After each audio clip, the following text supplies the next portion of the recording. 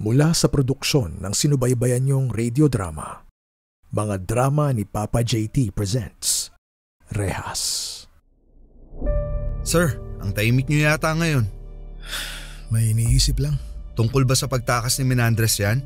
Oo. Palalabasin natin na walang trade na magaganap sa warehouse. Pero may darating na container truck para magdala ng mga laruan. Laruan? Posibleng hindi siya rito nagtatago. Imposible. Anong ibig niyong sabihin? Hindi mo ba napapansin? Parang may mali eh. Hindi ka pwedeng umalis. Harapin mo yung problema. Kung aalis ka, lalo kang pag-iinitan ng mga pulis. Hindi mo ba ako papapasukin?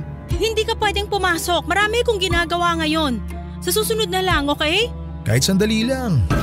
10 minutes lang. Hindi talaga pwede. Pasensya na. Kaya ba ayaw mo akong papasukin kasi may iba kang kasama rito? Miss! Huwag ka nang magtangkang tumakbo! Ako po ba, sir? Oo, ikaw nga! Pero bakit ako? Ano po bang kaso ko? Wala naman akong kinalaman dun sa nangyaring takbuhan kanina. Ako nang bahalang kumausap kay Major. Hindi, sasama ako sa inyo. Malapit na tayo sa ospital. Kaya ko pa. Lagyan mo lang ng pressure yung sugat mo. Baka maubusan na ako ng dugo rito. Bilisan mo na. Mapapangga na nga tayo sa ginagawa ko eh. Huwag kang mag-alala. May kakilala ako sa ospital.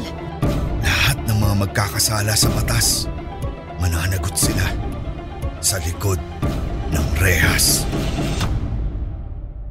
A drama podcast by Papa JT and BNB Media. Streaming soon.